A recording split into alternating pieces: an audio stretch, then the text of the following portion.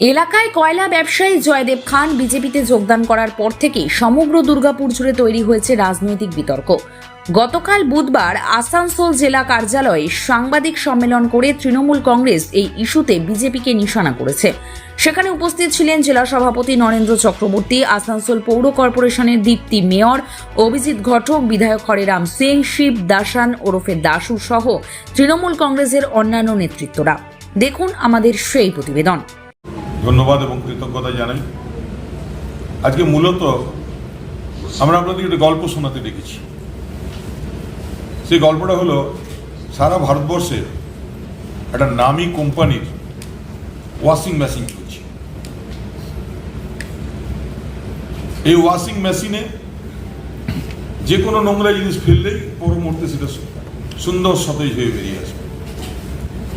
এটা আমরা দেখছিলাম মহারাষ্ট্রে, আমরা দেখছিলাম কলকাতায়, দেখেছি। হ্যাঁ, এবার আমাদের এলাকাতেও দেখা গেল বিখ্যাত কয়লা মাফিয়া জয়দেব খান আজকে পশ্চিম বর্ধমানের বিজেপির জেলা কমিটির স্থায়ী আমন্ত্রিত সদস্য পদ পেয়েছে। আমাদের অবাক লাগে যে মাননীয় স্বরাষ্ট্রমন্ত্রী অমিত শাহজি, তিনি কয়েকদিন আগে মথুরাপুরে একটি সভা করে অত্যন্ত জ্ঞানগর্ভ বক্তব্য রেখেছেন কয়লা মাফিয়াদের বিরুদ্ধে, চোরেদের এগেনস্টে, মাফিয়া রাজের বিরুদ্ধে লড়াই করার কথা বলেছেন। আজ আমরা অবাক হয়ে দেখছি যে বিজেপি নামক ওয়াশিং মেশিনে একজন কয়লা মাফিয়া হঠাৎ পরিষ্কার পরিচ্ছন্ন হয়ে অমিতবাবুর দল, অমিত শাহের দল, জেলা বিজেপির স্থায়ী আমন্ত্রিত পদ পেলেন। আমরা অবশ্যই এটা তো অবাক নই, কারণ এর আগে আমরা দেখেছি যে কয়লা মাফিয়া জয়দেব খান কখনো পুষ্পস্তবক দিয়ে অমিত শাহকে বরণ করছেন, কখনো বা একটি দুর্গাপুরের নামী 5 তারা হোটেলে একসঙ্গে বিজেপি নেতাদের সঙ্গে লাঞ্চ ডিনারে যাচ্ছেন, কখনো দেখা যাচ্ছে অন্ডাল এয়ারপোর্টের বিজেপির যে লিস্ট, সেই লিস্টে কয়লা মাফিয়াদের নাম থাকছে। আমাদের প্রশ্ন যে সারা পশ্চিমবাংলা যখন এসআইআর নিয়ে বিব্রত হয়ে আছে, সন্ত্রাস চলছে এসআইআর নিয়ে, মানুষ উৎকণ্ঠায় দিন কাটছে, লাখো লাখো মানুষের নাম বাদ চলে যাচ্ছে, এরা বুঝতে পেরেছে যে হাওয়া মোরগের মুখ বদল হয়ে গেছে। বিজেপির যে কটা মানুষ সঙ্গে ছিল, এরা পরিবর্তন যাত্রা করে উল্টো রথের যাত্রা দেখতে পেয়েছি। তাই এরা টিকে থাকার জন্য কয়লা মাফিয়া, লোহা মাফিয়া, বালি মাফিয়াদের সঙ্গে নিয়ে এরা বাংলায় তথা পশ্চিম বর্ধমানে ভোট করতে চাইছে। আমাদের আপত্তি নেই, আমরা জানি যে এই ধরনের একজন মানুষকে, যাকে এই অঞ্চলের মানুষ একজন মাফিয়া হিসেবে চেনে, তাকে জেলা কমিটির আমন্ত্রিত সদস্য হিসেবে জেলা কমিটিতে রাখা হয়েছে।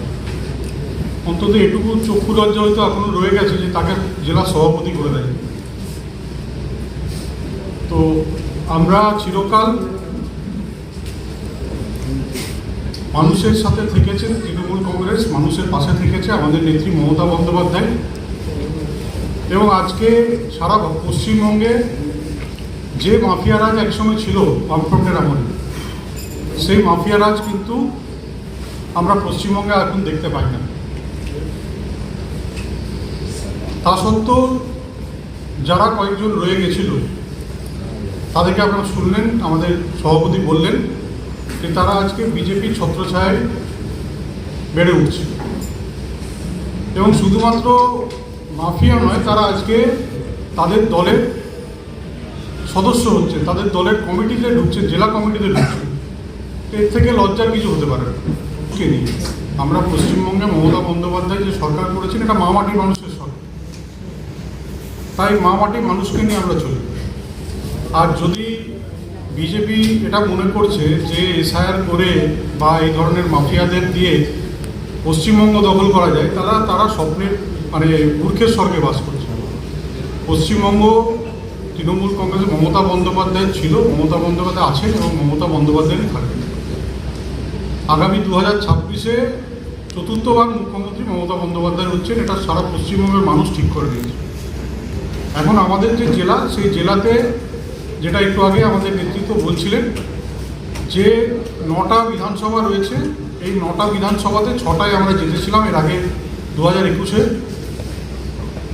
2026-এ যে 3টে বিধানসভাতে আমরা জিততে পারিনি, এই জেলাতে সেই 3টে বিধানসভাতেই পরিবর্তন হবে। বিজেপির বিধায়ক পরিবর্তন হয়ে সেখানে তৃণমূল কংগ্রেসের বিধায়ক হবে।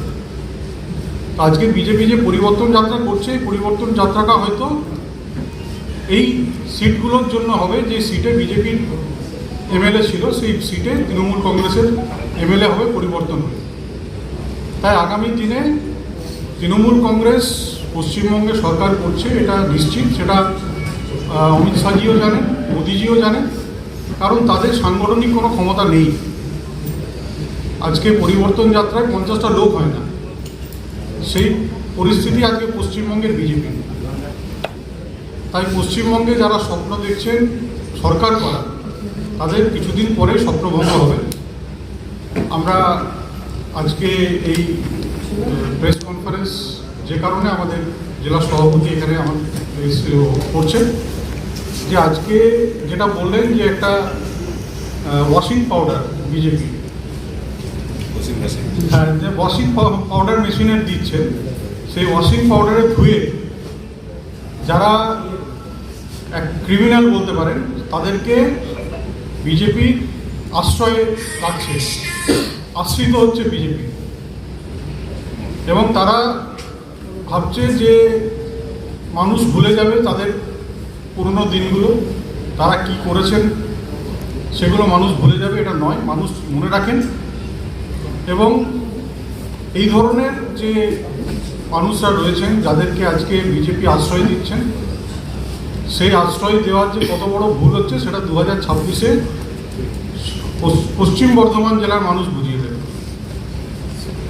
এই প্রসঙ্গে বিজেপি নেতা জিতেন্দ্র তেওয়ারি কি জানিয়েছেন, শুনে নেওয়া যাক। নিয়ে অনেক বড় বড় কথা বলছে। জয়দেব খান নাকি মাফিয়া, বেআইনি কাজের সঙ্গে যুক্ত ছিল, তাকে বিজেপি জেলা স্পেশাল ইনভাইটি করেছে, জয়দেব খানের ছবি আমাদের মন্ত্রীদের সঙ্গে দেখা গেছে, এসব নিয়ে অনেক বড় বড় কথা বলছে। আমি নরেন্দ্রনাথ চক্রবর্তীকে জিজ্ঞেস করি যে জয়দেব খানের কথা ভুলে যাও, তোমার 2 সাগের বীর বাহাদুর সিং এখনো যে কয়লাওয়ালাদের কাছে টাকা তুলছে তোমার হয়ে, তার হিসাব কে দেবে? বালি সিন্ডিকেটের মাথায় গৌতম ঘোষকে বসিয়ে রেখেছো, তাকে অঞ্চল সভাপতি করে রেখেছো, তার জবাব কে দেবে? বীর বাহাদুর সিং এবং গৌতম ঘোষ, এদের মাধ্যমে প্রত্যেক মাসে 8 কোটি 9 কোটি টাকা তুমি যে তুলছো, তার জবাব কে দেবে? এবং এই শিল্পাঞ্চলের সবচেয়ে বড় মাফিয়া, সবচেয়ে বড় কয়লা মাফিয়া, সবচেয়ে বড় বালি মাফিয়ার নাম হলো নরেন্দ্রনাথ চক্রবর্তী। এবং তৃণমূল কংগ্রেস অন্যান্য নেতারা যারা তার আশেপাশে বসে আছেন, তাদেরকে বলছি যে আপনারা এই প্রেস মিটে নরেনের সঙ্গে বসে থাকার আগে নিজের বিবেককে জিজ্ঞেস করুন যে এই অঞ্চলে সবচেয়ে বেশি বেআইনি কাজকর্মের সঙ্গে কে যুক্ত আছে। নরেন্দ্রনাথ চক্রবর্তীর মুখে এসব মানায়? সে জয়দেব খান নিয়ে বলবে? কবার ইডি সিবিআই হয়েছে জয়দেব খানের বিরুদ্ধে? আসানসোল থেকে 24 ঘন্টা লাইভের জন্য ওয়াসিম খানের রিপোর্ট।